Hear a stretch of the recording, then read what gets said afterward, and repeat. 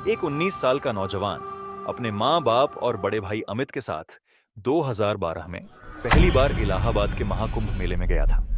महाकुंभ का मेला बहुत पवित्र माना जाता है और इसका अनुभव अस्तित्व को बदलने वाला माना जाता है। पर रौनक के लिए यह एक रिलीजियस ट्रिप से ज्यादा एक एडवेंचर था। उसने अपनी दादी से कई बार सुना था कि यहाँ देव और असुर दोनों के किस्से छुपे हुए हैं और महाकुंभ के समय संगम का पानी अपने अंदर एक अलग सी शक्ति समेट लेता है।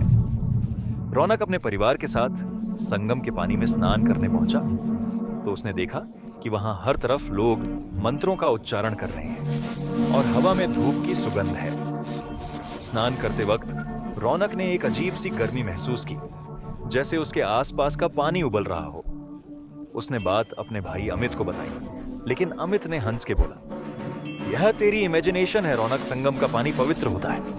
लेकिन रौनक का मन बेचैन होने लगा था। शाम के वक्त पूरे परिवार ने मेले में घूमने का प्लान बनाया। हर तरफ साधु और संतों की भीड़ थी। महाकुंभ के पूरे मेले में बड़े बड़े स्टॉल्स लगे हुए थे। तभी रौनक की नजर एक अलग से दिखने वाले साधु पर पड़ी, जो एक कोने में बैठा था। उसका चेहरा आसमान की तरफ था, आंखें सफेद जैसे दूध की हों और उसके होंठ कुछ अनजान शब्दों का जाप कर रहे थे। रौनक एकदम से उसकी तरफ खींचा चला गया। रौनक ने अमित से कहा, अमित चलो देखते हैं ये बाबा क्या कर रहा है। वो साधु अपने ध्यान में लीन था और अमित ने रौनक को बोला कि उसे दंग करके उसकी भक्ति को भंग नहीं करना चाहिए। लेकिन रौनक ने अमित की नहीं सुनी और वह बाबा की तरफ चलने लगा। बाबा के पास पहुंचते ही उसने देखा कि वह बाबा अब भी अपने ध्यान में ही लीन थे। उसने उन्हें 2-3 बार आवाज लगाई, पर उन्होंने कोई भी जवाब नहीं दिया। फिर मजाक के तौर पर रौनक ने पास से एक लकड़ी उठाई और बाबा को उस डंडी के तीखे कोने से छुआ। बाबा की आंखें एकदम से खुली और रौनक की ओर गई। रौनक को लगा कि बाबा शायद उससे गुस्सा हो गए हैं, पर उन्होंने मुस्कुराते हुए रौनक को देखा और कहा, आ गया, तू तेरा ही इंतजार था। रौनक एकदम से थोड़ा घबरा। आप मुझे जानते हो बाबा? इस बात का कोई जवाब बाबा ने नहीं दिया। बस उन्होंने अपने गले से एक माला निकाली और रौनक के हाथ में रख दी। बाबा ने कहा, यह ले और रात को यह माला पहनकर सो जाना, कल तुझे सारे जवाब मिलेंगे। रौनक ने बिना कुछ सोचे उस बाबा से वो माला ले ली और वापस अपने परिवार के पास आ गया। उस रात रौनक ने माला पहनकर सोना शुरू किया। जैसे ही उसने अपनी आंखें बंद की, उसके सपने एकदम अजीब और खौफनाक हो गए। उसने देखा कि वो एक अंधेरे जंगल में खड़ा है। उसके आसपास बड़े बड़े पेड़ हैं जिनमें आग लगी हुई है और उस आग से पूरा आसमान लाल हो गया है। तभी उस जंगल में एक गहरी आवाज गूंजने लगी, जैसे कोई उसका नाम पुकार रहा है। वो आवाज धीरे धीरे उसके करीब आई और एक काले साए के रूप में उसके सामने आकर खड़ी हो गई। उस साए की भी आंखें लाल थीं और उसने अपनी पतली उंगली से रौनक की तरफ इशारा किया।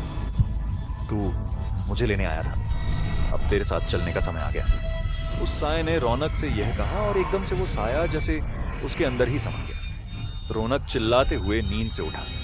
उसकी शर्ट पसीने से भीग चुकी थी। उसने माला को देखा जो एकदम से बहुत ज्यादा खोलती हुई गर्म हो गई थी। रौनक ने तुरंत उस माला को निकालकर जमीन पर फेंक दिया और फिर से चादर तानकर सो गया। अगले कुछ दिनों में त्रिपाठी परिवार के साथ अजीब अजीब घटनाएं होने लगी, जिससे रौनक के पापा की कपड़ों की दुकान में शॉर्ट सर्किट होने की वजह से आग लग गई। उसके भाई अमित को जॉब से निकाल दिया गया और उसकी मां की तबीयत अचानक ही बेहद खराब रहने लगी। इसी बीच रौनक एक दिन अपनी अलमारी साफ कर रहा था और सफाई करते वक्त उसके होश ही उड़ गए।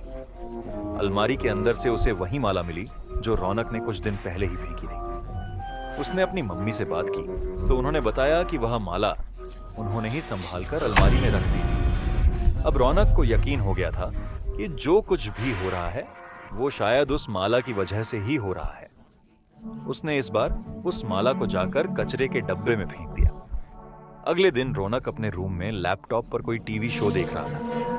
तभी उसे ऐसा महसूस हुआ जैसे उसके ठीक पीछे कोई खड़ा है। रौनक भी पीछे मुड़कर देखा, पर वहां कोई नहीं था। लेकिन जैसे ही रौनक ने वापस मुड़कर देखा, उसके कमरे के एक कोने में वही लाल आंखों वाला काला साया खड़ा था जो रौनक के सपने में आया था। उसे देखकर रौनक इतना डर गया था कि उसकी आवाज ही नहीं निकल रही थी। वो काला साया धीरे धीरे रौनक के करीब आया और बोला, संगम वापस आ जा। रौनक चिल्लाते हुए अपने भाई के रूम में भागा और घबराते हुए अमित से बोला, अमित, वो साया वापस आ गया है और वो मुझे संगम बुला रहा है। अमित को रौनक की बात समझ नहीं आई। उसने उसे समझाया कि यह सब रौनक का वहम है और वो उसे कल सुबह मंदिर ले जाएगा, जिससे शायद उसका डर दूर